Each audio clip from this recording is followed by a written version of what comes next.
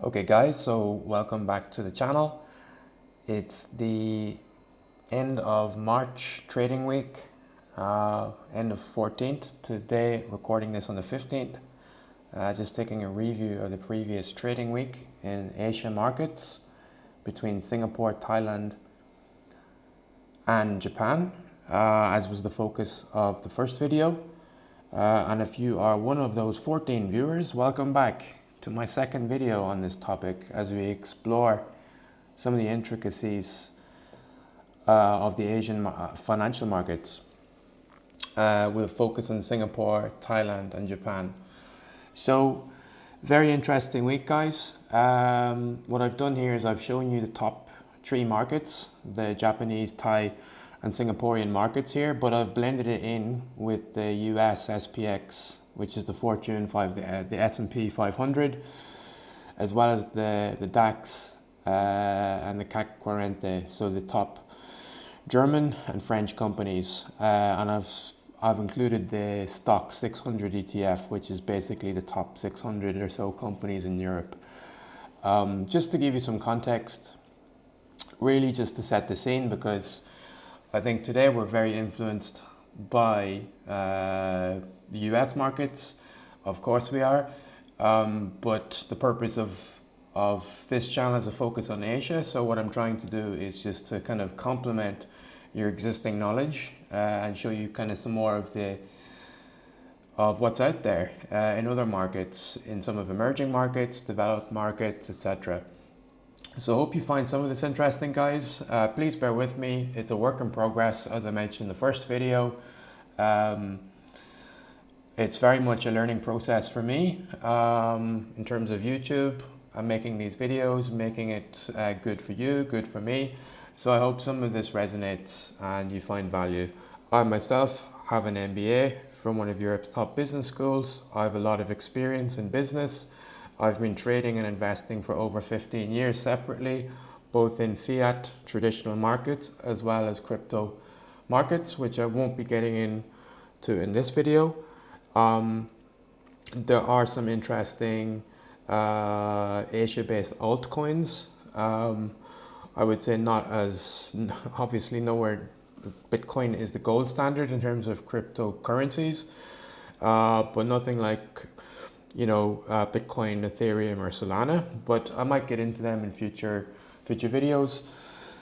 See if we can hit more than 14 views this time, guys. So if you like some of this content, would like to see more of that mixed in with some premium travel content as well from Asia. The demographics for this channel are as such. I'm not looking to target audiences with a lot of the stuff that you already see. People sitting in a restaurant, stuffing their faces, sitting on an airplane.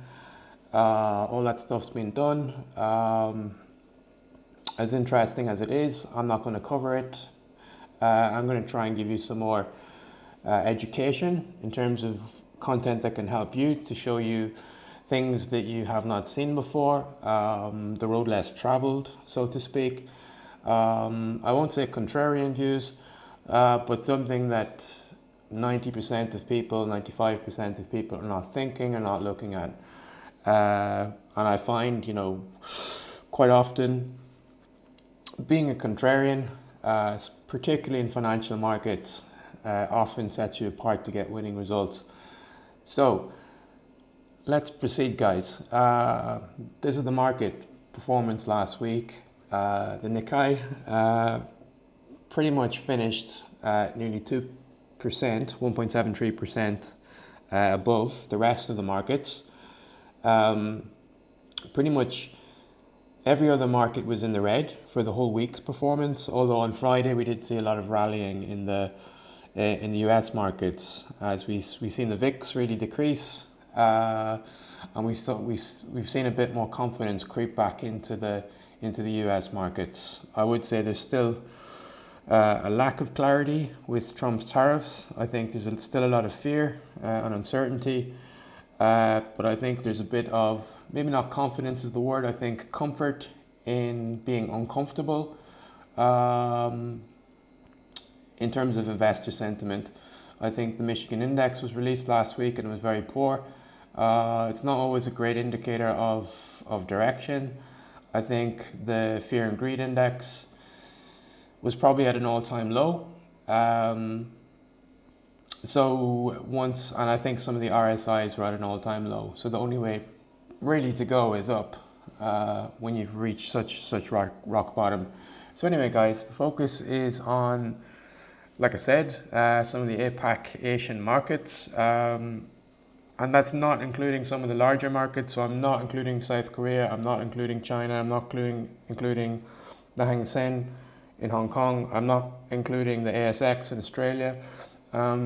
This is purely on those three markets for now. And some of the stocks or companies, moreover, that I've been talking about in those markets, and digging into some of the macro reasons, because there's some very interesting things going on in these markets in terms of the reasons why we are where we are or where we're not. So anyway, Japan was a standout performer last week, and I wanted to show you this in terms of, some of the Western peers.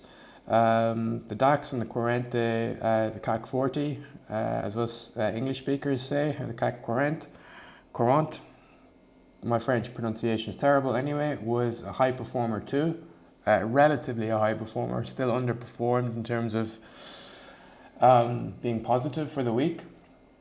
But I just wanted to give you a sense, guys, that if you're including some of the markets from Asia and top companies, when issues such as Trump tariffs, fear and panic come into the market, you can actually see that the likes of the Nikkei, also the Straits, I've included the STI and the Straits Times Index of the top companies in Singapore. You can see that they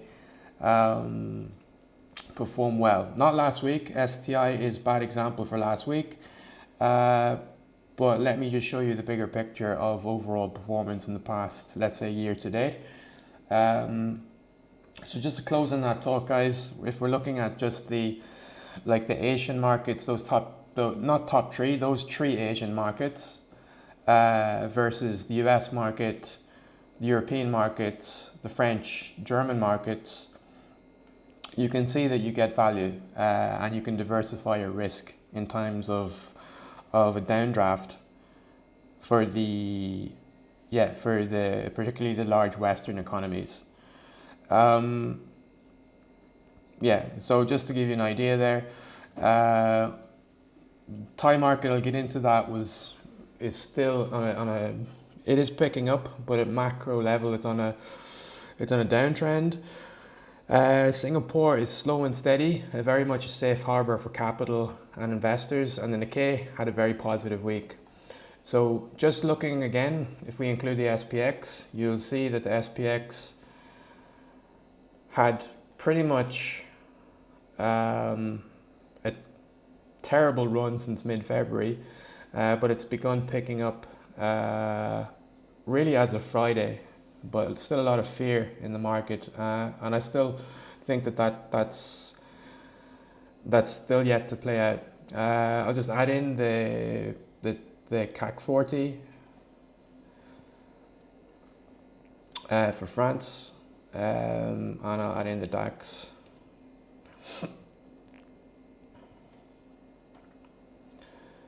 So both of those you can see underperformed, but still better than the US, Thai and Singaporean markets. So I just wanted to put that in context, guys, because we continuously hear that, and I do agree, the best companies in the world are based in the States: Palantir, Tesla, Microsoft, IBM, Intel, Nvidia. Even though Intel's been beaten up quite a lot in the past couple of years, the best are in the US. But this is just to show you how you can diversify in other markets, and not be at the whims of just US exposure. So if we look at year to date, this is a much different picture. Year to date, this picture of Europe being a safe haven too is even greater. The German market is at all-time highs. The French market is at all-time highs. Now,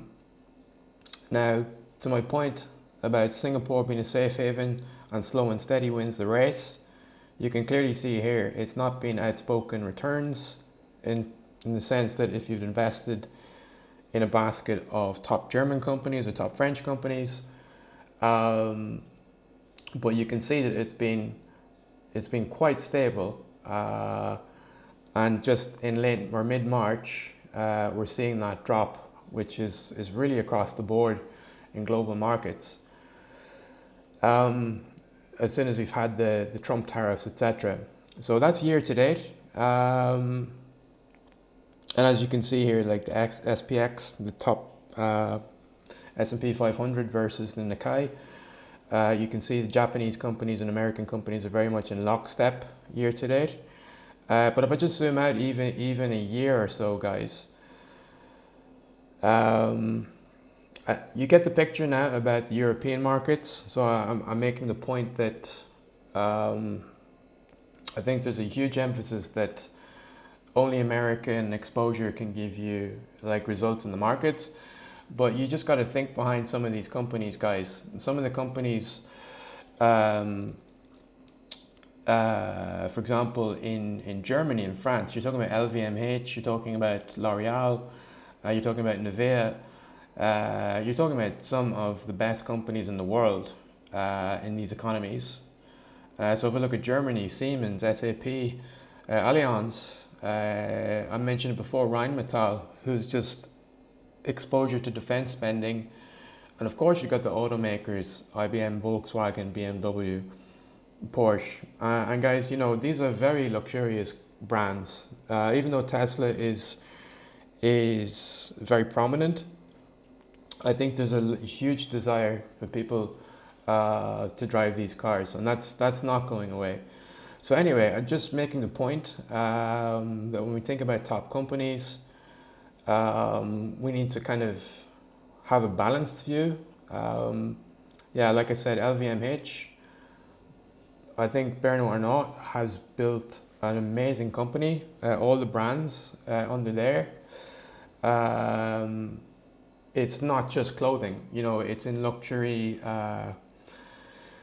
it's into everything, Bollinger, champagne, there's beverages, although you can't argue that the recent, it's yet to see how the Trump tariffs on the European brands, particularly with alcohol, how that's going to play out.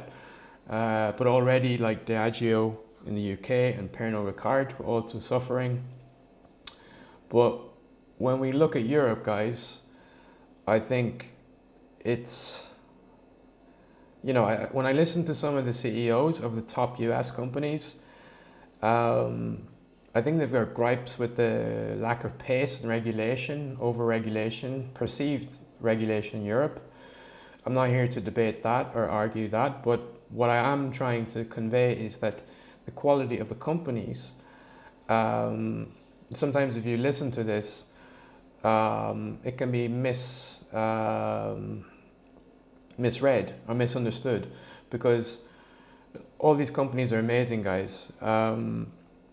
They've got some of the strongest brands. Luxottica have got a huge amount of like designer eyewear that are very that's the demand for which is not going away. Total Energies still has a huge energy business. Even in Southeast Asia, they have exposure. Many of you, yeah, you've got exposure to the world with a lot of these top French companies as well. Sanofi, Safran, Air Liquide, Dior. Also, you've obviously got the French banks, and I mentioned Vinci, can't pronounce it. It's a very big player in the aerospace industry. Thales as well. They make a lot of the seatback systems. And then you've got some of the defense players here as well. And then Danone, some great consumer brands there. Consulting brands, Capgemini. I mentioned Pernod Ricard. So guys, yeah, just back to the chart here. And the chart, like I said, paints more than 1,000 words. A bit like my tabs here, having 1,000 tabs. But what sits behind these numbers from for example, the French markets, the German markets, are extremely well-run companies with some of the best leadership and talent in the world. So anyway, I've made that point. So back to Asia. I'm going to just I'll take off the Western markets now. So just so we zoom in on the three markets. And bear with me, guys. Over time, I'll get to know your likes and your not likes, and I'll zoom in. So just keeping a broad perspective here. So actually, what I like about TradingView as well, it gives you a lot of alerts. So as you can see, I'm just looking at some of the bottoms here, particularly in the Thai market, and there's a lot of notifications from. Okay, I was thinking this may have been some Trump tariffs, but it's actually just the economic alerts, which is not really relevant for the Thai market. So guys, if you have been looking, if you've kind of been diversifying your exposure for the past year or so, you'll see that the Singaporean market has given you almost a 20% return. The Nikkei has actually been negative, and I'll get into later on the video the Thai market and some news from some of the macroeconomic picture there that's driving this drop that's really been acute since October and beyond. But the Japanese market was doing quite well in 2024 until the yen carry trade unwound. And it's gradually started to pick up since then. But if we just zoom out, like to the past 5 years or so, you can see that the Japanese market has given you almost 100%, over 100%, whereas the Singaporean market is giving you 45%. Unfortunately, the Thai market has just given you 4% less, 3.97. So why? The Thai market really since April, well, it has picked up, but it's been trending more or less.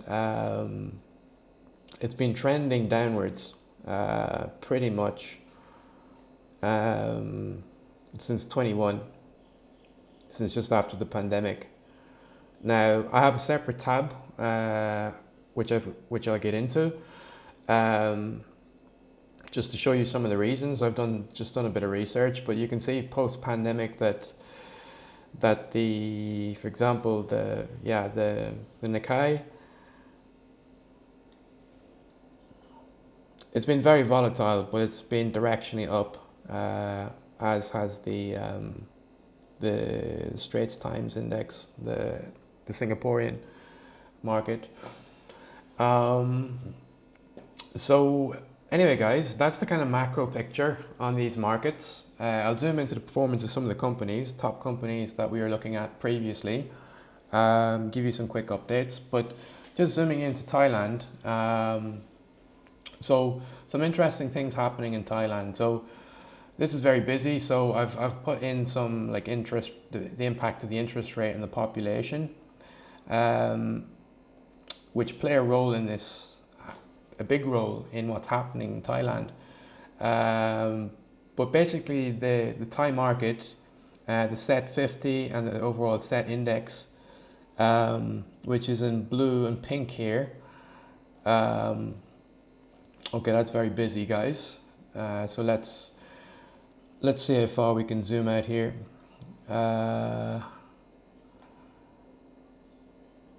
So I'm going to get rid of all the sectors. So I've added in some of the sectors so we can actually take a look at which sectors have been contributing to the underperformance. And typically the Thai economy, 50 to 60% is from services and travel and tourism. It's huge. But it's also massively impacted by the automotive, and they've got a massive industrial and agricultural segments. So I'll show you some of that too. And there's been some kind of mega trends in terms of EVs in recent years that's having an impact in Thailand.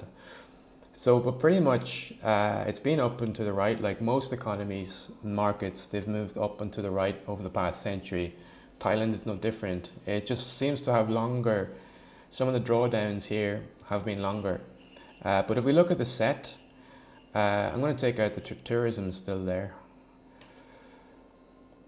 But if we just zoom in on the overall market in Thailand, so this was March when the whole world economy was down. Let's try and get the MSCI all world.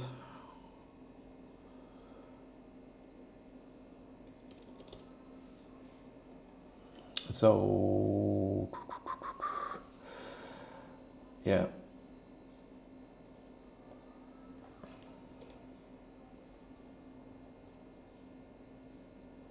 No, we use the Vanguard fund. Yeah, so pretty much this is the Vanguard ETF VEU, the UCITS, I believe. And you can see that the Thai market has more or less been correlated with the all world index, particularly until the pandemic. However, it's not really participated in as much of the bigger returns that the all world index, and there's been a massive divergence from the start of 23. So you can see that quite clearly here. So Jan, Feb, March 2023, you can see this divergence. So what's going on in Thailand? So let's take a quick look, just diving into this deeper. Let's look at some of the sectors. So this is a massive, this is a large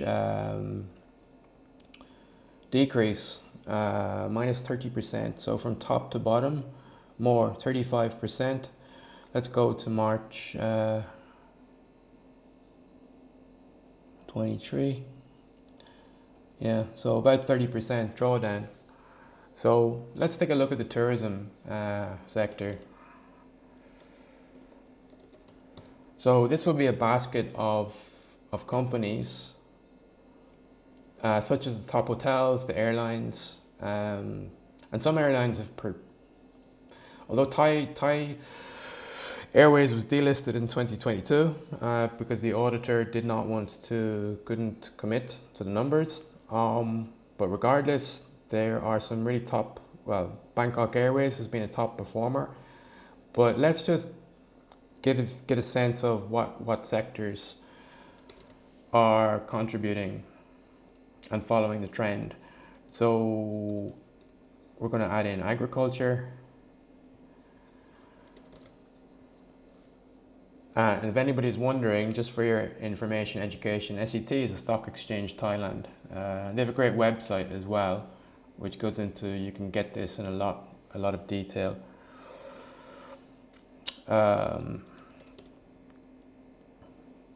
So industrials, tech, agro.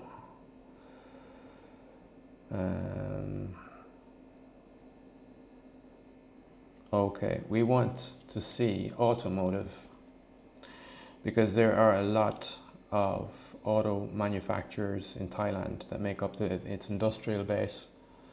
So, all right, what's this showing us? So guys, tech in Thailand has, like most markets, let's just look at the past. Let's see how far we can go back with this. Okay, that's a little too far, back to 1984. Let's go up to 2000. So you can see agriculture has been a huge contributor. But as time has progressed, you see tourism since 2012, it's taken over as the dominant sector. And what's interesting, you see the emergence of tech here, particularly in 2024. I'll get into some of that. But no doubts, obviously, the pandemic just collapsed everything. And so I think the markets show a picture of the Thai landscape and the Thai economy. So going from agrarian base, slowly over time, you see the emergence of tourism and technology taking over as key contributors. So the automotive segment, in terms of its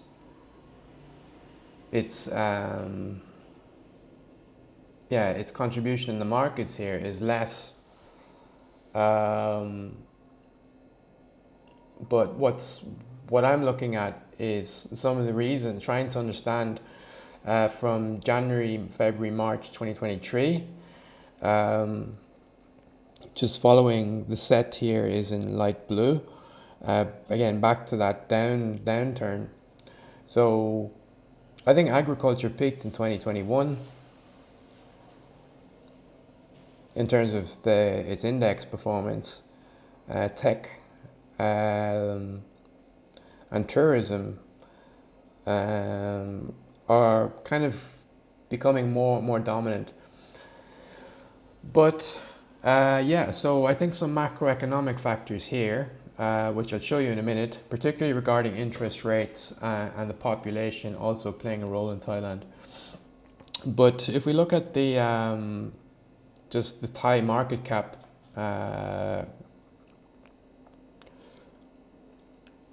so they have some huge, so Delta Electronics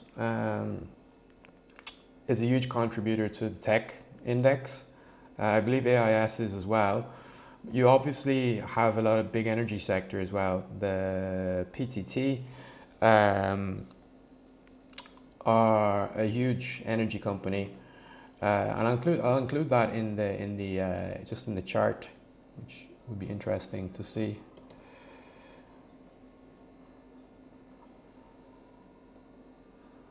So PTT has just been added.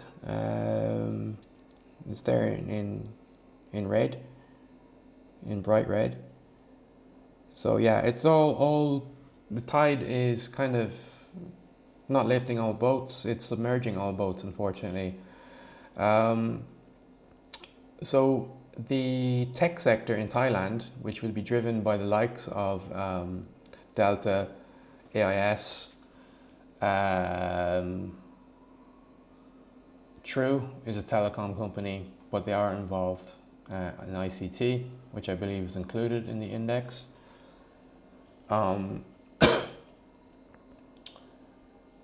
So this would be those holdings would be key drivers in that segment. But you see that in December they've peaked, so that was giving some positivity to the Thai market. But since early 2025, things have just collapsed. So I'm not sure if this is the market is a reflection of future expectations and anticipations and beliefs. So is this related to the Trump administration and potential impacts on the economy? Who knows? But there's definitely you can see a massive decrease across all sectors. But what I do want to show, because this trend has really started since 2022 for the overall set, 2023. I think what's quite interesting to look at is the population in Thailand.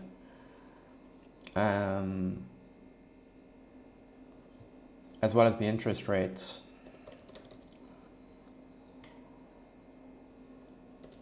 So overall, the population in Thailand is aging. So with an aging population comes pretty much a weaker economy. So the Thai population, you can see in December 2019, just before the pandemic peaked, and I don't think it's not a coincidence that you can see that you can see correlations when the rest of the markets have started to decrease, the sectors. So you can see here in the green is the downtrend population, and you can see the market. It's following the trend with the markets. Now, on top of this, you have interest rates, which have steadily increased. They've been on a decrease since the great financial, they've pretty much 2011, there was a massive decrease during the recession, the global financial crisis. They raised rates again, Central Bank of Thailand, and it's been really on a decrease. So the decreasing rates usually are an economic stimulus, and you can see the stock market as well, has reciprocally grown. So when stock markets, when interest rates decrease, you generally get a positive boost in the public equity markets, and conversely, when the interest rates rise, you see a kind of taking air out of the balloon, so to speak, and you see a kind of decrease in the public equity markets. The same for every market: US market, German, French, UK. Every public equity market generally follows similar principles. Now, there is a lag effect. So as soon as the rates decrease, the market just doesn't pump it all at the same time. Obviously, the Thai market, between November 2011 until January 2013, that's quite it wasn't immediate. It took a period of months and years for it to have an impact on the market increasing. Likewise, the Thai Central Bank since May 2022 has been aggressively raising rates, so effectively putting the brakes on the markets, on the economy, and yeah, this is putting the brakes on so hard. You can see that in the numbers. So only recently, really since August and late 2024, have they began a season of lowering the rates. So that takes time. That does take time to creep back into the market. So those two overall factors are huge. Not the only, but they play a huge role in determining the direction, the upward or downward direction of the public equity markets in Thailand. Now, two sectors which I think are interesting, and this will lead back to the particularly the some of the travel stocks in Thailand. For example, AOT. I might get into Bangkok Airways here. But for example, if I show you the tourism segment, the whole index or indices have been following the trend basically of the broader market in Thailand, which is more or less what happens in every market. So you see here in purple, I'm going to change that because it's hard to see. I'll put this in yellow. Okay, that's better. For some reason, TradingView puts very similar colors together. They should be very different. So anyway, in yellow is the tourism sector. So it's following that purple trend with the Thai public markets overall, the overall index. However, recently, if we look at this year to date, you can see a divergence only recently in the last month. So whereas the rest of the economy, but the public markets are still declining, you can see tourism playing a really positive role in holding up and showing some bright spots in the Thai economy. Now let's take a quick look at the automotive sector. Now I'm expecting this to show the opposite picture Okay, it's not as pronounced. It's not as pronounced as I'd expected. I'd expected it to be a larger contributor to the decline.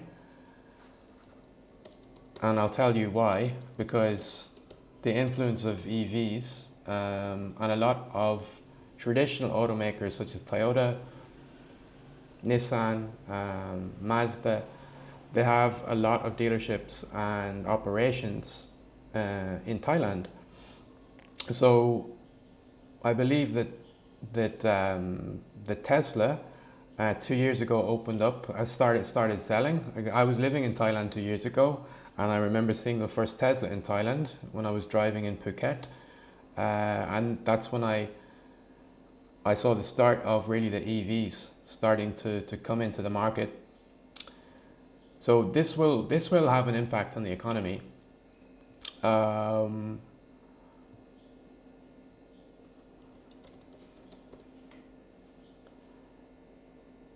Okay, guys, I'm still getting used to the flow here.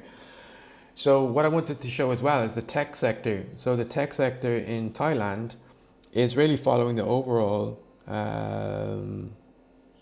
downward trend, and that's actually, so guys, I've included the rates here, and the population. So let's get rid of those macro indicators.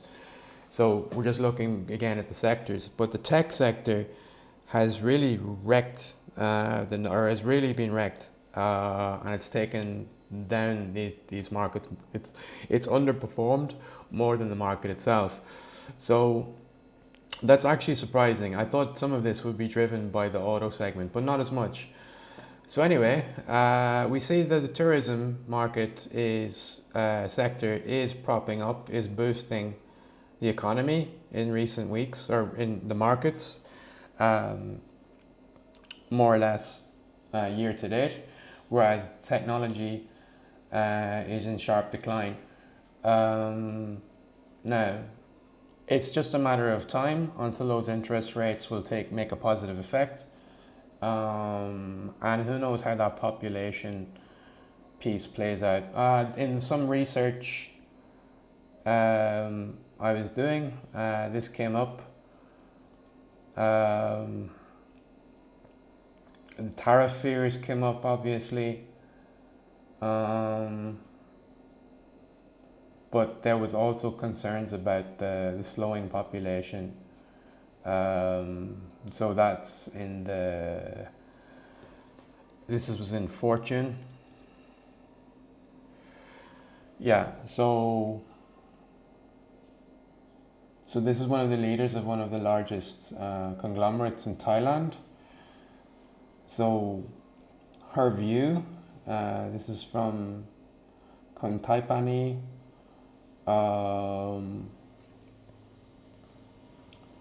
Thailand's aging population and economy is still recovering from the effects of the pandemic. So, but despite those headwinds, Barely Juker had a good 2024. So yeah, so back to the macro picture there, guys. So the CEOs of large conglomerates in Thailand reporting that like Kontapani, reporting that some of the reasons here that Thailand's aging population is still recovering from the effects of the pandemic. So if we look at the numbers, that's very evident. It is picking up, but I think that the interest rates, lowering interest rates, should have a positive effect, and tourism is growing even further. So as you see, this is bright sparks. And I think those tech companies as well, most technology companies feed off or improve, particularly their equity performance with lower interest rates. So it's been at an all-time high for Thailand. So if the rates over the next months and years, that should have a positive effect on the rest of the sectors. But who knows how the EV market or the auto market will evolve with EVs. So in all of that, guys, a lot of information, but I think it's good information just digging into where we are in Thailand. But my view is positive. It's actually very positive, guys, because I think that there's some very good companies in Thailand. I mentioned it in the previous video, AOT. To take advantage of the growing tourism, AOT is a perfect play. If you're looking to take advantage of a resurgence in the technology piece, the AIS and Delta are also great. CPALL is, I would say, a beneficiary, an indirect beneficiary of the tourism economy because of so many 7-Elevens that I'm sure that the revenue streams are coming directly, a large proportion contribution of revenue is influenced by tourists, from all over the world. So they will be a beneficiary in the 7-Elevens, in the macro stores, etc. As tourism just inevitably continues to improve in Thailand. It's the world's #1 destination. Bangkok, the #1 city. And let me just drill in a bit to Bangkok Airways as well. So they're number 49 in the list in terms of the largest market cap. And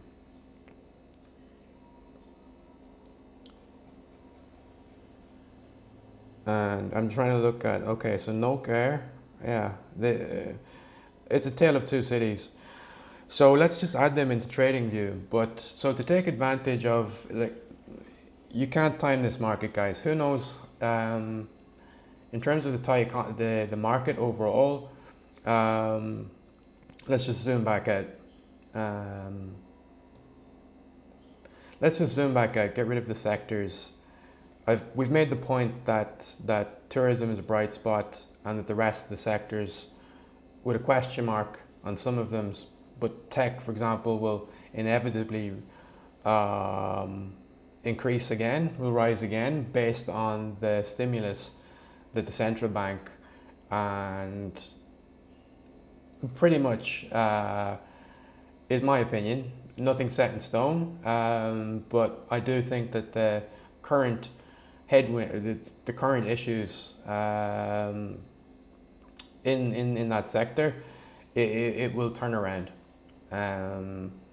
They obviously have the population piece as well, so that's yet to be seen. But for example, in tourism, I have no doubts. I definitely have no doubts.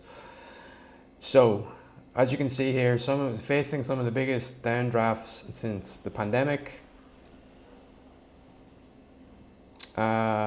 But definitely some of the top players, like I said.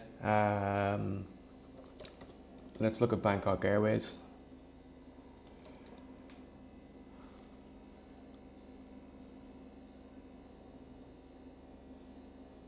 Okay, BA sounds like a IATA code for a certain airline. I just love when some stock tickers are numbers in some countries and others sound the same as others. I'm just kidding, guys. Making bad jokes again. Okay, so have they been delisted? Have Nok Air been delisted yet?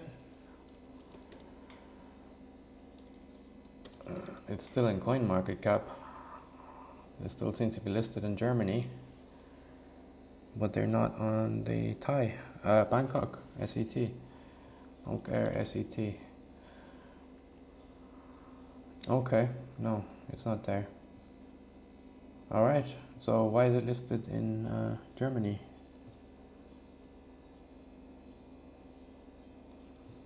I think some other tickers are still there and they shouldn't be. No, they're gone. Yes.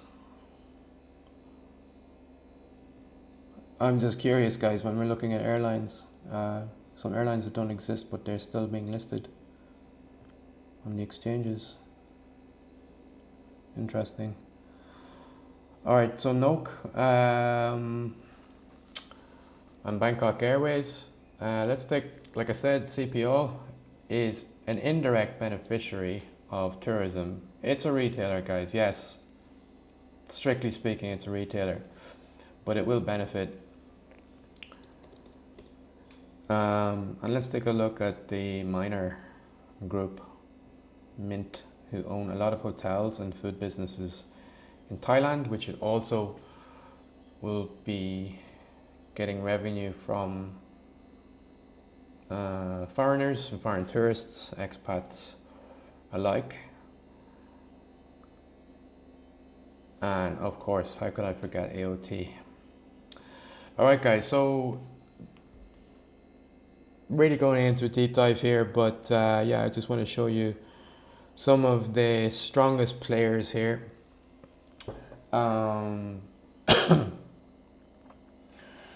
So guys, if I look at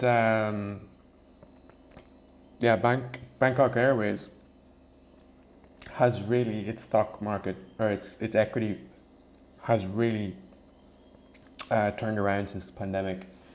I'm just going to flip over to Nok Air. So guys, if you had have invested in Nok Air in 2013, after its market cap has gone from $0.36 billion to just $1 million today.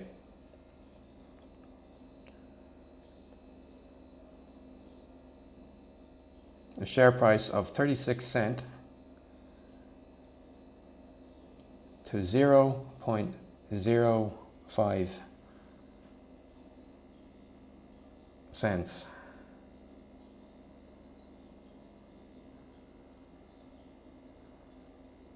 Or is it Satoshis? Who knows? So yeah, in terms of return on investment, guys, you can see quite a divergence there. I think a lot of issues for Nok with the pandemic, grounded planes, etc. But I don't think you're going to be very happy as a shareholder. Definitely not. Not happy with that investment. So yeah, that's a big hole. On the flip side though, so I probably would wait and see how that plays out. I definitely wouldn't touch that. But on the flip side, Bangkok Airways, I'm very confident and positive regarding its performance. And they have a number of benefits. They have certain locations where they also almost have monopolies, particularly Koh Samui.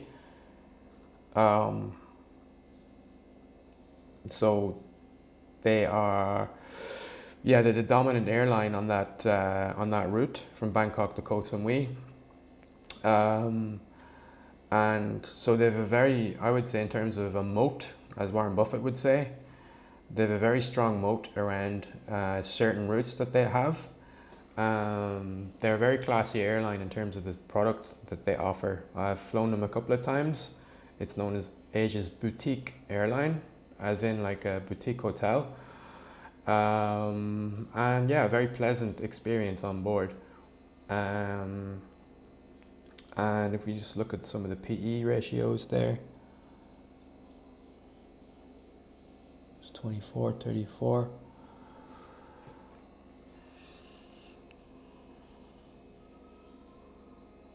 So let's just take a look at the airline industry average.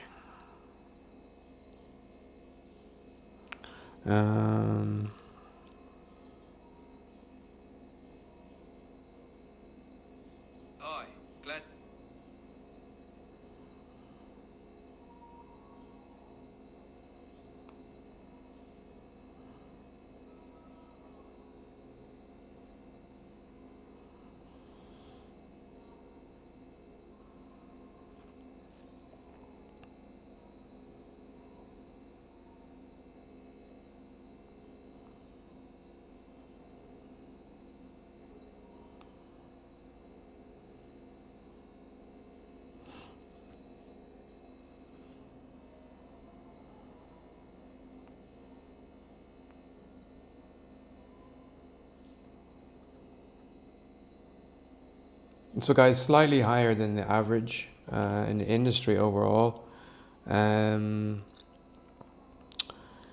This is, yeah, I think the overall industry is about 8 to 10. So this is trading at about 3 times that, 2 to 3 times that. So that's just something in terms of valuation. Might be a bit too technical for this video. But overall, looking at the trends, it is very high. I think one of the best airlines in the region would be AirAsia. Theirs is about 13, 15 PE. But anyway, the context of this video is how to kind of capitalize, so investing in Asia, the Thai market here. And again, guys, you can get into a lot of technical pieces, but what matters is the direction that these companies overall go in and how to take advantage of that. So again, the chart speaks more than 1,000 words, as I've mentioned a couple of times.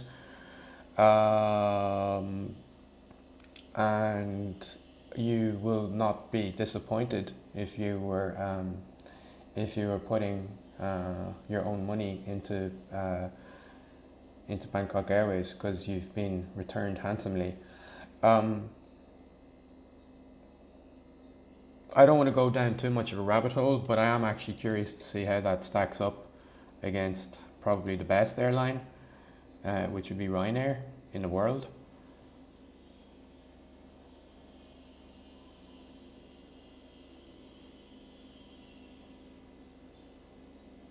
Okay, so it's outperformed Ryanair over 5 years. So just want to make sure I'm getting the right tickers here, guys. I know somebody will drop a comment saying it's not the wrong. I mean, I don't really care if it's 5, 6, 7, 10% off once it's directionally indicative. Who cares? All right, okay.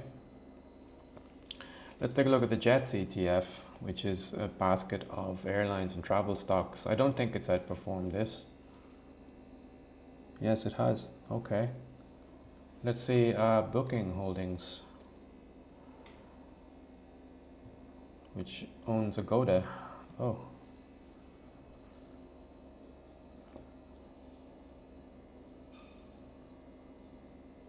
Wow, I'm quite surprised here, guys. I'm quite surprised. I know in the travel sector, Priceline, Booking in terms of OTAs, then Ryanair,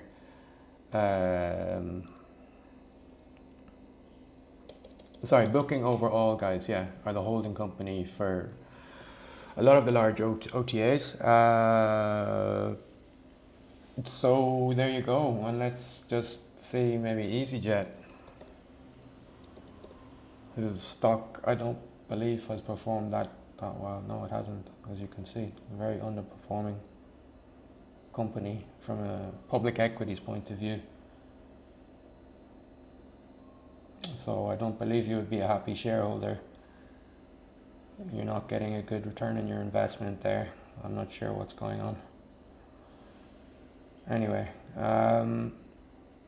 yeah, Booking, BA, Bangkok Airways. That's very interesting, guys. It's kind of discovery live on this video. I'd overlooked Bangkok Airways, so that's interesting.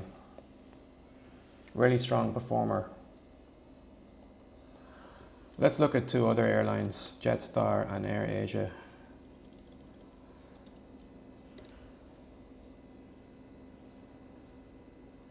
I'm sure AirAsia's up there. Yeah. Good performance. Yeah, you can see it's been very choppy, volatile for AirAsia, but there you go. Good. Jetstream. What's going on, guys? Okay, actually Jetstar are part of Qantas, so they're not actually a listed company, so I guess they can do whatever they want. Well, you can't hide behind the public markets, guys. Okay, so Qantas actually very good. Alright guys, complete aside there in terms of, performance over the really post-pandemic performance getting into, but yeah, so in terms of, I think it proves my point there, guys, very strongly that that Bangkok Airways is definitely outperforming not only the Thai stock market, but it's outperforming most of the travel segment or airline sectors. I'm going to stick in the SPX. I'm curious. Yeah, okay. Alright, I'm going to stick in Nvidia. I know this is getting too many lines here, guys, but alright, yeah, I didn't expect it to outperform Nvidia. So, but alright guys, so you get a sense there that you are missing opportunities if you're not looking at Asia. Bangkok Airways are a very strong performing company, and it shows in the stock price. So I've mentioned it before, customers, shareholders and employees, the three most important constituents of any truly successful company. You can do one or two things great, but a company who does all three is a truly great company. I was a happy employee or a happy customer when I flew with them. Never worked for them, but if I was a shareholder, I'd definitely be happy. So kudos. And guys, again, this is not stock advice. Do your own due diligence. This is just kind of opening eyes and into different views of the world, and here we are in Asia looking at the Asian markets and Thailand. So overall, not getting into a deep dive now, not digging in completely on these companies. It's macro into a light micro, but Bangkok Airways is very strong. AOT, however, again guys, like this has been strongly performing and outperforming the overall Thai market. So, you know, it's everything reverts to the mean, as they say. But a company that I think is equally as strong in terms of travel as well as AOT. And I think that this is kind of overcooked. Yeah, so it's really, you know, it's underperforming the SET. So other companies to look out there for are CPALL, AOT, Mint, Minor Hotel Group, all very good. In the last week, guys, I'll make it more compact in future videos, but kind of just going into a rabbit hole on that, but quite interesting if you want to see all the details in a bigger macro picture, piecing it not all together. There's definitely the micro view of the company financial performance, but this overall gives you directionally a steer, a bit of a taste of things, positive taste of what to be thinking about in terms of sectors, macro picture, and now looking at some of the top companies. Last week overall, SET improving and still under for a lot of these companies. Year to date, the hotel minor is performing quite good. But I think, you know, again, not financial advice, but how long can this downward trend progress, particularly for AOT? You know, some of these cycles can go very long. So I think that would be very interesting, if I'm honest. The rest are all, I think have taken a very huge beating since October 2024. Um, and overall, since January 23, there's been a brief reprieve. It's gone up. But AOT is really an outlier there, guys. You've got Tale of Two Cities between Bangkok Airways and AOT. One is like captured the momentum of the market and just run with the whole tourism boom. And that's just a huge success story in Thailand, Bangkok Airways. AOT, sometimes the stock market does not reflect. If you look at some of the early days of Amazon and Jeff Bezos,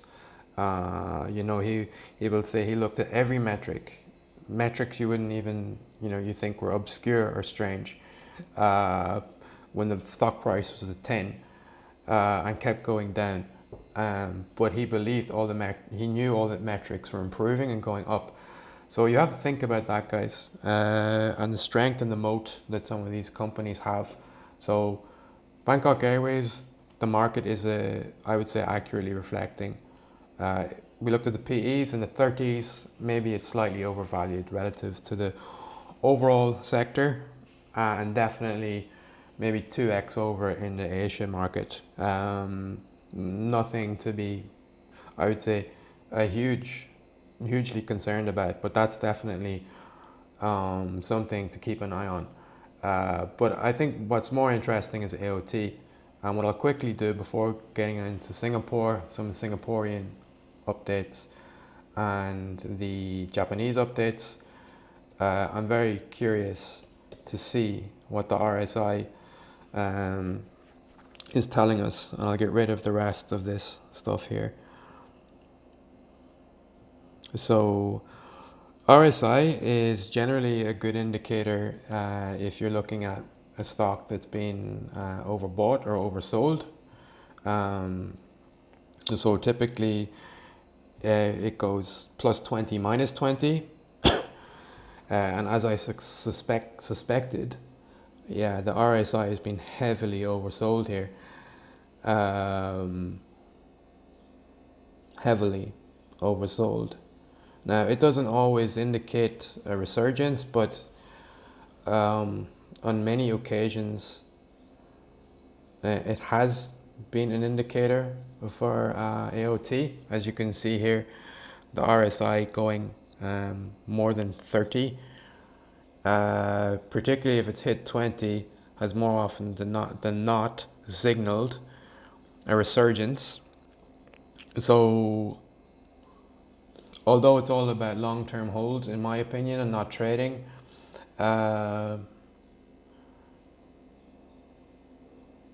there are some weaker signs here. This RSI going up and down has not been the best gauge of getting into that AOT, but this has been the highest oversold. I'm just looking back in history. AOT has never been this low on the RSI. Never. So again, not trading advice, guys, but this is a very strong company. Let's just quickly look into the balance sheet a bit. We have spent a long time, but I think you get an appreciation for some of the process. Okay, Palantir. Sorry guys, that was just there in my history for some reason. Again, not financial advice. I think you've missed the boat if you haven't been thinking about Palantir though. It's funny, if you bought it at 6, people were thinking you're crazy, and then if you sold recently, you'd probably still think it, but who's, That's what I mean about being contrarian, guys. The Palantir was literally the laughing stock. Nobody believed in it. You know, and business and investing is about seeing the vision of a company and then, you know, having the intelligence and the courage to follow it, guys. And, you know, some people, this is what I don't like about the social brokers and investing. It's like a herd mentality. Everyone's in, yeah, you get in. And there's a lot of people, 99%, 95% of people. If you achieve, like, if you can think different, you will get different results in a positive way, guys. I think most of the time people buy high and sell low, and you need to do the opposite. So anyway, guys, let's just look. This is all in BAT, but as you can see, the annual improvement in revenue for AOT is through the roof. Let's look at the EPS. It's gone from negative post-pandemic, like just early days of pandemic, post-pandemic, and climbing. Net income also climbing. So on the surface, guys, this is like just a screaming, I would say a screaming buy. Yeah,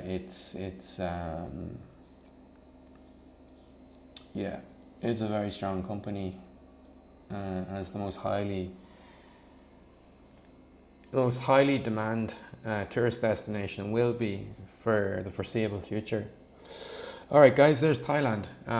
Weak performance, very long today, just getting into the swing of things here. But, you know, when there's blood on the street, you need to be courageous, guys, and not follow the sheep. So that's what leadership is: leading, not following, guys. Well, I think I've said it is a buy, but I'll caveat that with this: not financial advice, guys. But unless there's something major, unless there's I won't jinx it by saying something ridiculous, because it probably would happen. But that is a very, very interesting proposition as it stands. So in Thailand, best companies, guys. Bad sectors. Just to zoom back out again, the market has been heavily sold off. Let's just zoom in on the SET index. RSI is also like,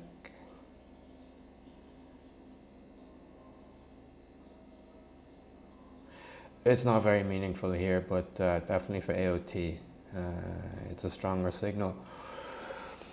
So very interesting picture there, guys. Very interesting market with growth sectors. The tourism sector is not going away. It's very strong. There's some of the best companies there. AOT, CPALL, an indirect beneficiary of the tourism boom in Thailand, and Bangkok Airways.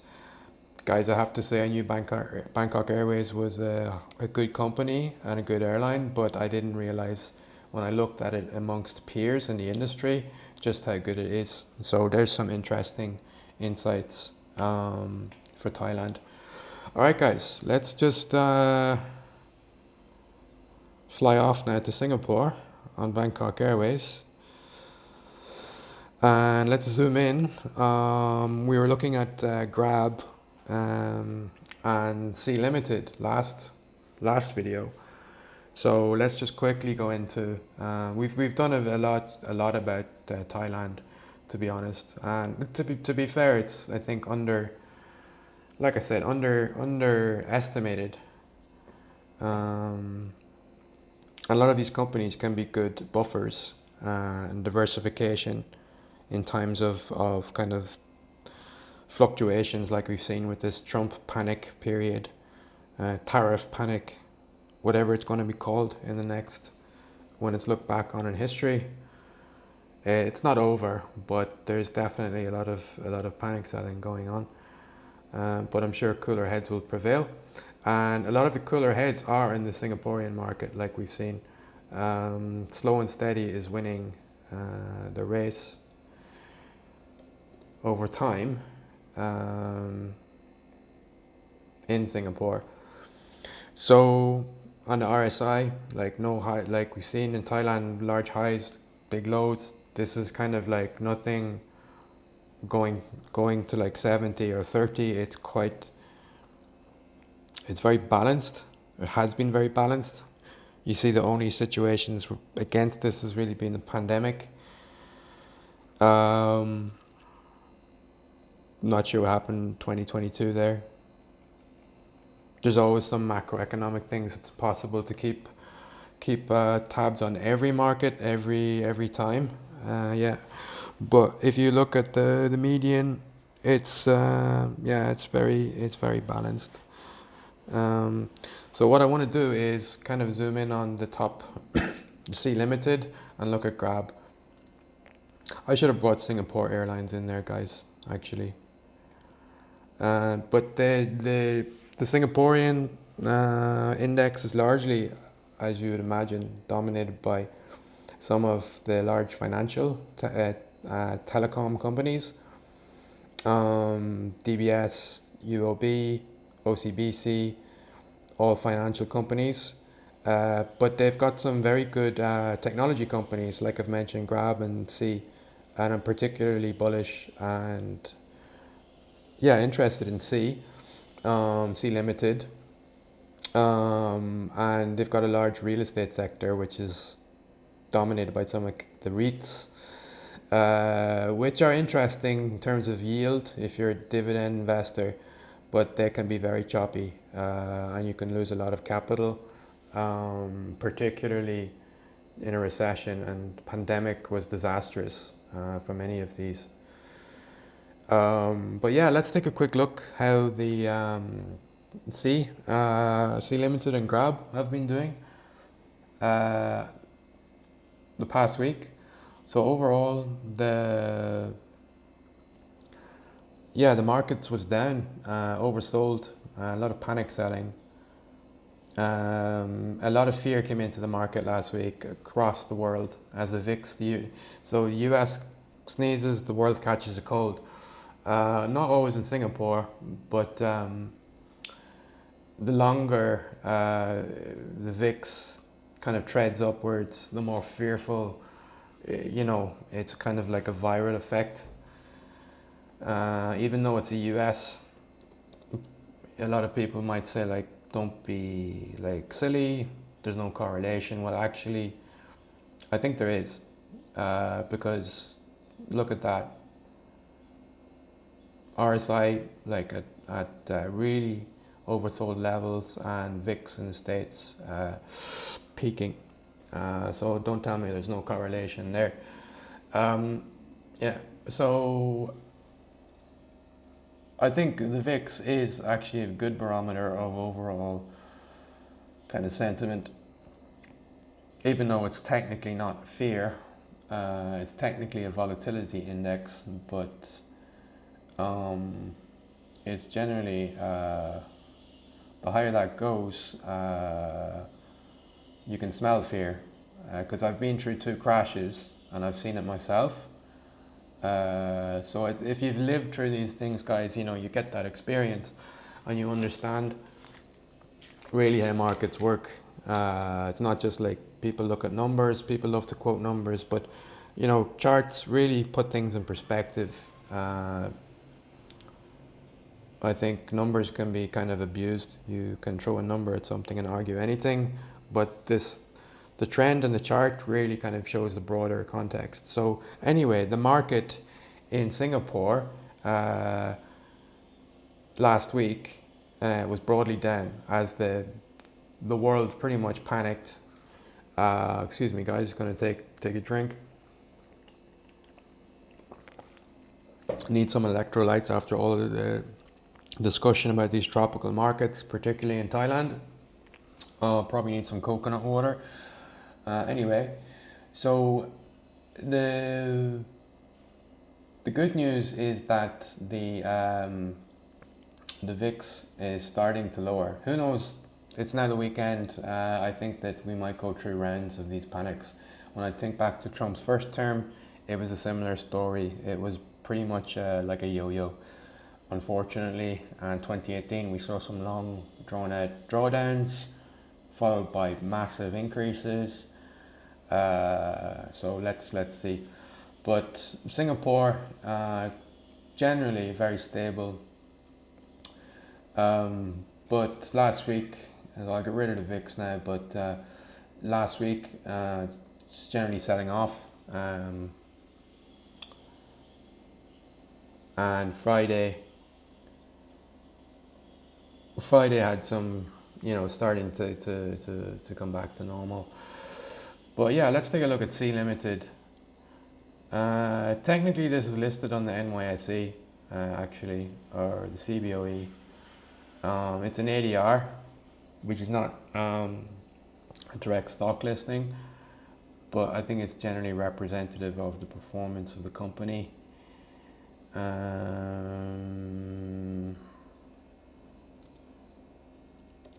Let me just see if there is we get a listing.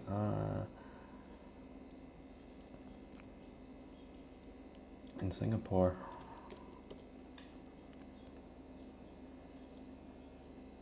All right, guys. I don't want to spend a video looking for the listing. It is on the London Stock Exchange as well. Generally, the prices on various bourses are in lockstep.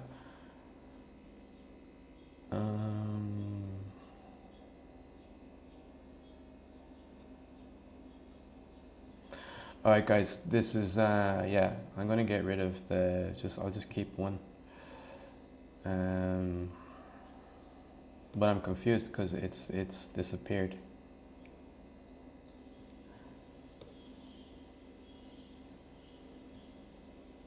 All right, so it's just TradingView acting up a bit.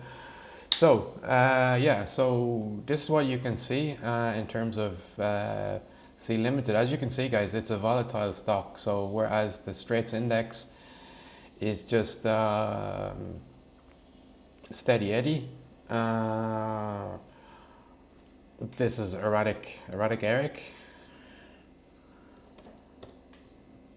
whatever. So let's take a look at Grab. So a lot of these companies like to list on the US exchanges, even though they're HQ'd in Singapore. To get exposure to the US markets. It's better for raising capital.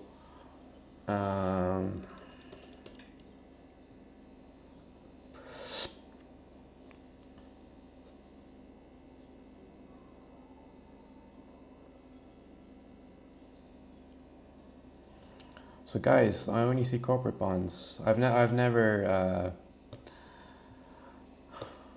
guys, I can't see any of the Singaporean stocks listed in TradingView. They all like show up in foreign markets, the European markets, Frankfurt, Munich. I don't want to look at them in the European markets. Does TradingView not have the... Okay, here we go. Oh, great. Yeah, I forgot the naming. Fantastic, guys. We're back to the numbers and letters. Alphanumeric tickers now. Okay. 6CL.SI. All right, guys. You see where the confusion is coming from.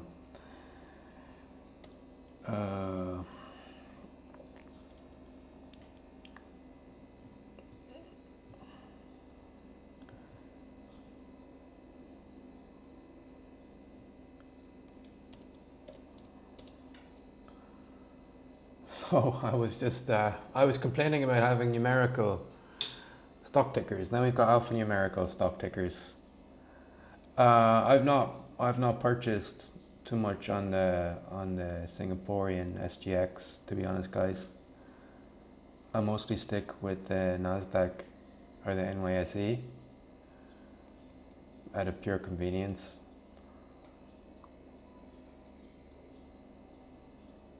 But I'm just curious now why C is not listed.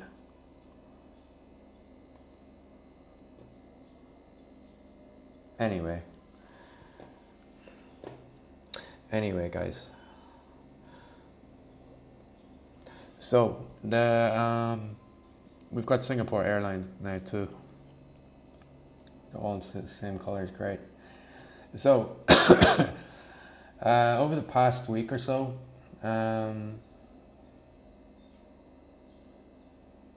so the index has outperformed all of the companies. The tech stocks have taken a beating, so to speak. But I think over time, the story will tell you that the tech stock, yeah, no doubts, SE, Grab, and Singapore Airlines has not been that great, guys. It's not huge. You'd be better off just going with the index. When times are rough, the index is the least risky in general, but these growth stocks will get punished. For example, so hands up, guys. I am an investor in C Limited. I'm very bullish in this company, but you can imagine the beating. You can imagine the psychology you need to take when you go from such a high to such a low, guys. So most people would check out, they get afraid after a little drop. But having the courage to go through all of this from 22 until present, that takes courage and intelligence, guys. So that's just it's easy to throw these charts at you, but you need to stay the course. If you're a long-term investor and you believe in a company, you need to be able to have that psychology. So I'm kind of proud of myself. I do have that psychology because it takes a lot of grit and determination to believe in something so much. And it's lonely, guys. You get no rewards. Like, you can imagine October 2023 talking about being a shareholder in C Limited. You talk about this with your friends, with your family, like, it's with your colleagues. There's but imagine, if we zoom in now from December 2023 until present, who's laughing? It's like 200%. You've outperformed the market. So it's about psychology, guys.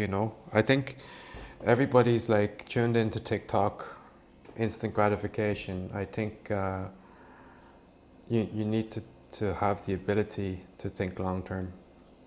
And guys, just for perspective, again, back to my point about looking at Asia for opportunities. This is C Limited, QQQ. In those 5 years, has been 25%. This is 10x the QQQ, guys. So, and people, I think Grab is like, I'm giving my own personal opinion, guys. Again, I went into in the last video about having low net margin, low operating income. Grab is high volume, low margin. This is not a fantastic low moat. Even Air Asia is now building capabilities to compete with Grab. So I think their moat is very low, but many influencers are already promoting this stock. And personally, I was an investor, but I see how I'm not as bullish as Shopee and C Limited, because this business has got three huge factors. Shopee, the e-commerce business, it's got C Money, it's like Alipay and PayPal if you're in the West, and they have Garena. So e-gaming is huge. I'm not a gamer, but I'm aware of this as a business. and I know that it's very popular. They've got a lot of popular titles, and they keep investing and reinvesting and growing, cutting their OPEX. So it's a very well run business, and so nobody really talks about it, and everybody talks about Grab. So I'll let the chart speak there, guys.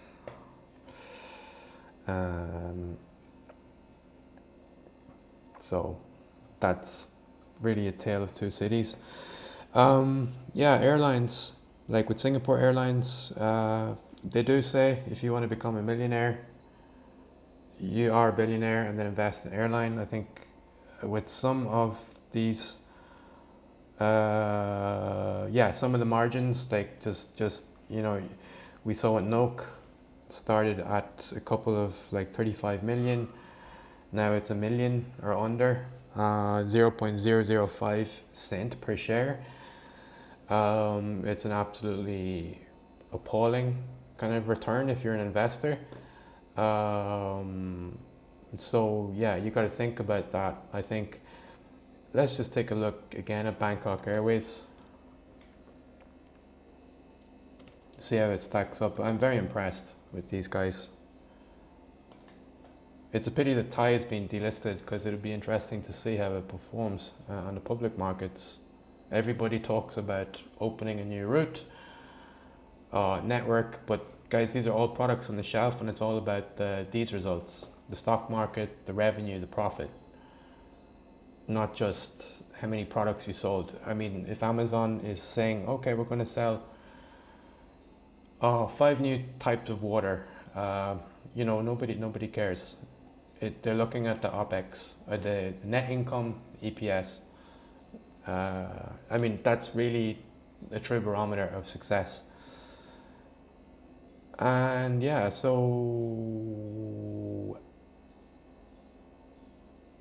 BA have not done. They've done well. They've done well. I mean, even compared to some tech companies, if you're looking, it's.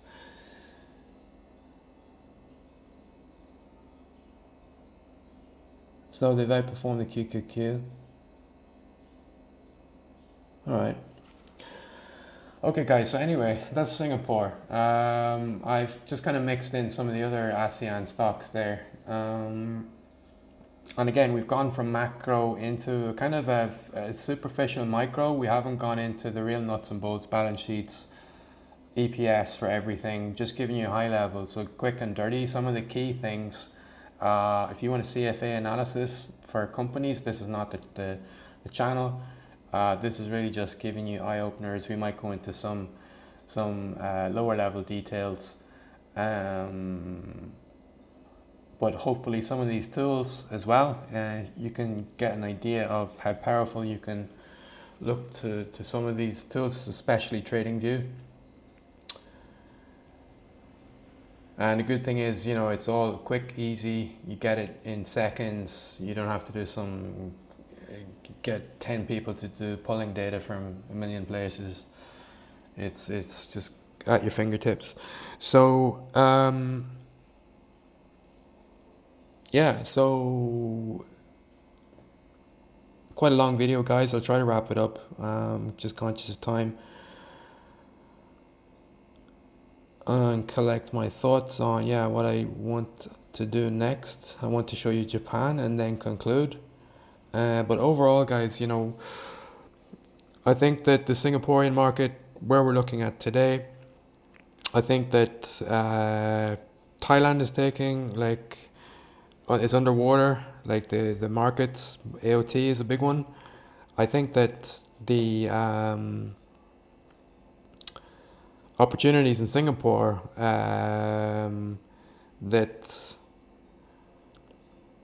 that sea limit is still very, very interesting. I think all the fundamentals are there. I think all Trump's policies, and I think what he's really trying to do is to engineer a rate cut reduction by the Fed. Without very implicitly, and I emphasize engineer, so that Jerome Powell will be in a position we'll be left in a position where the Fed have to inevitably cut sooner or more than anticipated. I think the inflation is coming in below or on target. It's ahead of the. It's showing, especially in trueflation as well. It was at 1.36, and the Fed's actual target, even they're not using this number, obviously, but it is 1.73. I think when I looked at it, it was actually lower. But overall, the trend is down, and the Fed's rate is 2%. So if you look at it from this data set, they're behind the curve. So they should have been lowering rates sooner and quicker, which unfortunately seems to be the case. They're very slow to make a decision, like the right decision at the right time. Previously, they were too slow to increase the rates, and you saw the market just take a massive drop. And this time, it looks like they're going to be they're moving slower in terms of their cutting cycles. So my gut take, through all the numbers and everything I'm saying, is that Trump is trying to engineer them to move quicker, effectively. If they do that, why am I talking about this? Because if they do that, Shopee, I call it Shopee, guys, it's C Limited, but Shopee is the big consumer brand they own. They should probably just call it Shopee, and then everybody will have better brand recognition. Nobody knows about C Limited, which is probably why everybody talks about Grab. Anyway, last cutting cycle, you see when they cut in 2020, so when they cut 2020, Grab C was a rocket ship. Then conversely, when they increased the rates, October, like this massively tanked. So, the things that have changed in their business model, they've really improved. Like I said, Forrest Lee and the management team have really improved the business. They've gone to net profitability. So at the time, when the interest rates were increased, they were not making profit. So the financial statement shows this. This one goes back to 2020. You can see that the operating income was negative. So as of 23, they've improved. So it's gone positive. EPS has gone positive. So this is a massive boon for the company. And again, less fear from TikTok Shop.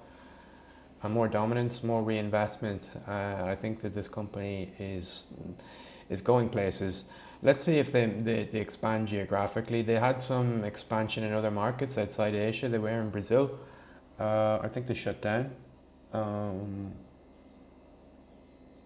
But yeah, this company very positive, a very positive outlook on their future. So overall, with rates being cut, and unless no other factors from like the company fundamentals change, that seems extremely strong. I know other people are kind of promoting Grab. Yeah, I can see the same thing. But fundamentally, I'm not as... I use Grab a lot. It's a great product as a consumer. But again, back to my constituent as a shareholder, not as impressed. So let's see. Yeah, so, and again, to the airlines, like Singapore Airlines, yeah, I mean, 3-4%. I mean, point of the video is showing for diversification outside kind of run-of-the-mill stocks, stuff you know about. I think C, definitely, Shopee makes sense, very interesting. But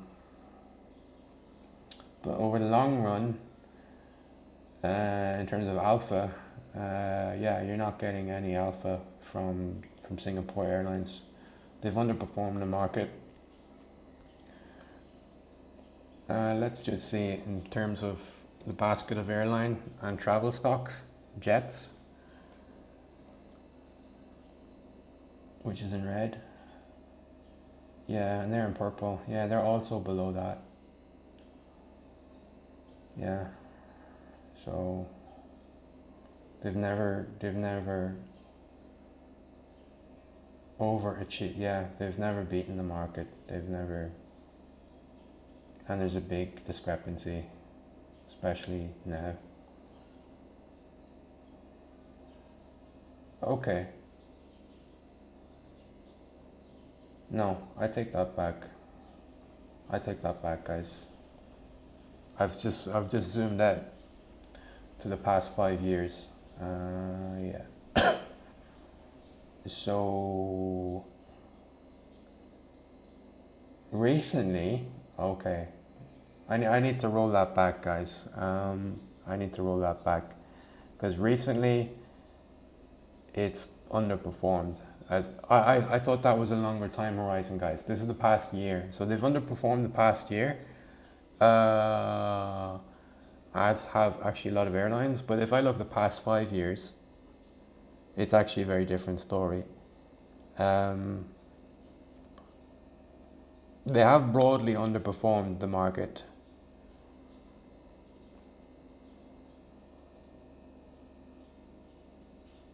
Okay. It's just slightly misleading when I looked from 2022, guys, because if you look at it purely from like 2022 until present, which is just really post-pandemic, they've actually really done well, or relative to other stocks, like even the SPX, STI.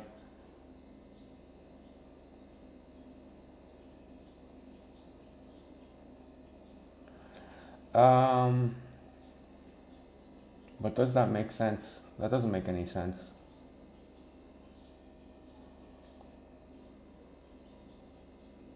That doesn't make sense, guys. How can that make sense? That even during the pandemic, they've. I want to get Bangkok Airways up, and I want to get Air Asia up. I want to just see from 2022 how they've performed. Why is Jet Airways still here? Is Jet Airways still listed? Why is that there? That's odd.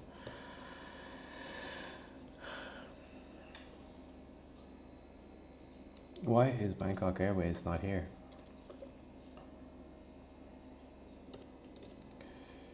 Alright guys, long video, but I think we're going places. I think you get to see some insights in the market. Alright, so yeah, APAC is really, ASEAN has really performed well, travel-wise, post-pandemic, so that all makes sense, I guess. I'm kind of surprised. I'm kind of surprised. I think it's reverting to the mean right now. That makes kind of sense.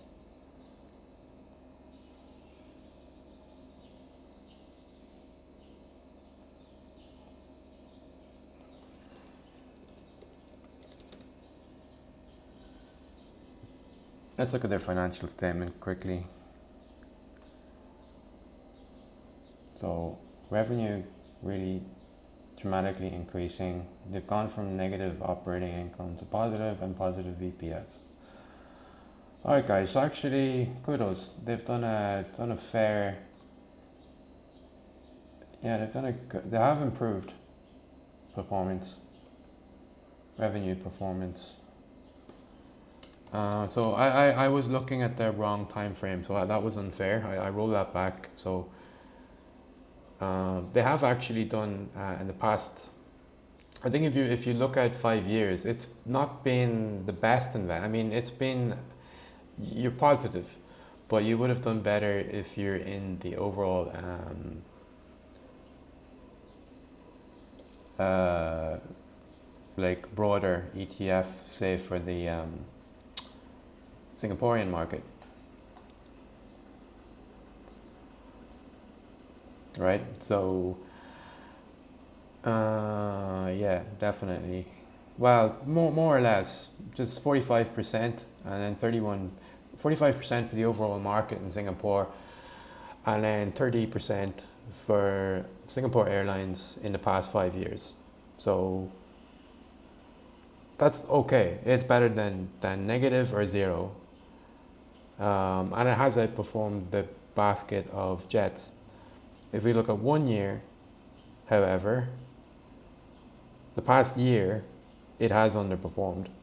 So I am fair to say that it's not been as good an investment as everything else I've just said, like in terms of the tech stocks, the overall index in Singapore, and the SPX, which I'm just using for context. Now, if you had have got in, what I'm trying to do is show you from 2022, just post-pandemic. I think this is the story of like revenge travel, and people just flying around after the pandemic, which is why you see a big uptick in Bangkok Airways as well as the Singapore Airlines. And I want to stick in AirAsia. I'm curious. This will be listed on the Malaysian Kuala Lumpur exchange probably. Although it says AirAsia X, guys, I don't want AirAsia X. Isn't it capital A? I'm confused. All these business units, like, why isn't just everything just one? Like C Limited has all 3 business units in one. So is it capital A or is it AirAsia X? And then you've all of these other branches. No, actually there's nothing to do with that. AirAsia.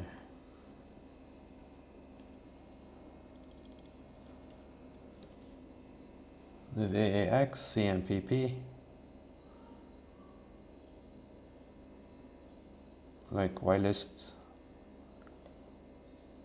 Yeah, I think, alright, anyway. Let's go with capital A. That's supposed to be the big daddy.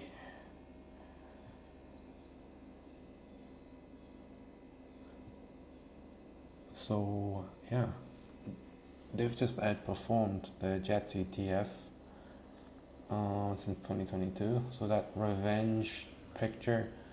But has Singapore Airlines done better from an investor's point of view? Over that period we're looking at since 2021, yeah, this has like been a tough time with the negative interest or the rates rising, which hammered companies that were in debt and negative income. I think the government subsidized companies. But the BA story, the Bangkok Airways story, is very interesting.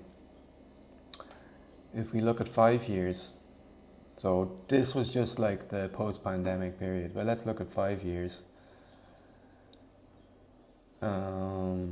You've got BA, still that story, that narrative is sticking strong.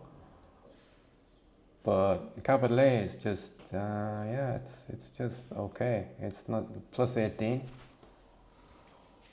Whereas the index for overall Singapore was like nearly 60 and the Jets ETF was 70.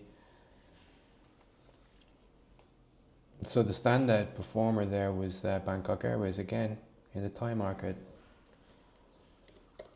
Back to Ryanair, guys. I'm curious. It's, you know, it's like Warren Buffett says, it's like picking the sector and then looking at the best players. So in the airline sector, the best players, Ryanair hands down. In terms of company performance, AirAsia obviously a great company. I mean, most airlines are great. As customers, we all think good service and comfortable, you know, modern jets, etc. It's good. That's what we see. But as a shareholder, from a shareholder, back to that kind of trinity of shareholder, employee, and customer, it's like the holy trinity. You got to think about frame success in those kind of in that kind of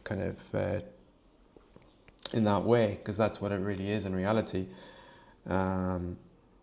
If so, the company that makes everyone happy is quite amazing. So Ryanair are definitely one of those. I think the shareholders are happy, the employees mostly happy. Yeah, it's not always about. I mean, it's about doing good work and achieving things. And if you're an employee and you've achieved those results, you're going to be happy, right? So that's what it's all about, guys. So you're going to be very proud of those results. You know, if you are, I think that's what happiness is about, performance, right? So giving the customer a good experience and giving the shareholder a good return, not about feeling self-entitled. You know, too often I think is a matter of what's in it for me kind of mentality, and that's not really happiness. That's you know, you have to be proud that you've put in the work and achieved something. And I think most of these companies have achieved both, like the customer check, customers are happy, and then the shareholders are happy. So anyway, guys, I'm drifting off a bit, but I think that's just in terms of leadership and management too. That's kind of the kind of mentality you need to instill in employees in order to get good performance, not just because it reflects in the financial results and it reflects in the customer experience.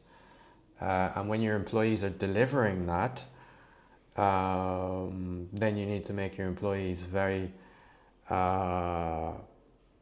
know, you need to motivate and keep motivated those employees because they're doing a very good job. If you're not achieving good financial results, if you're not achieving customer satisfaction, then yes, it's not about like emotionally the employees are happy, unhappy, because it's not this business. We're looking at stock markets and charts. It's not charity, it's capitalism, and it's not socialism. So capitalism, you know, it rewards the capitalists, not the socialists. So for social enterprises, you know, maybe it's another chart. But yeah, anyway, so I think back to my comment about employees being, I don't mean happy emotionally, I mean that they can be satisfied and happy that they're doing, you know, what they should be doing, and they're doing a very good job, because this is the ultimate reflection of employees' performance and productivity. If they're delivering on shareholder performance and if they're delivering on customer expectations. As an employee, if you've done that, I think that is the ultimate, that's your ultimate kind of success metric. And if you've achieved both of those, and somehow you've fallen short, well then maybe I think that maybe management or leadership have kind of, they're the problem, not you. So, like I said, Ryanair, I think are doing a very good job here. But Bangkok Airways have really outperformed. I knew Ryanair were in the upper quartile, so they've far outperformed the ETF. They've far outperformed like government airlines. Even their counterparts in Europe, such as EasyJet, they've blitzed. They've completely blown them away. Like, look at EasyJet, minus 3%. The average 73% over the past 5 years. I mean, if people are patting themselves on the back, I think they need to have a deep think about their leadership and management capabilities. Back to my point about delivering value for shareholders as well as customers. I think customers are slightly okay, you get there, but yeah, it's definitely not happy shareholders here.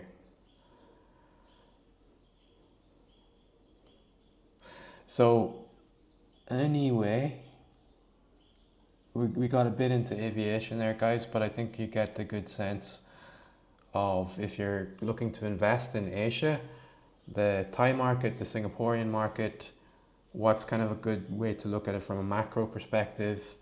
I went into the macro in detail in Thailand. I'm going to wrap up now. I'm not going to get into Japan and Singapore. I'll do that in other videos.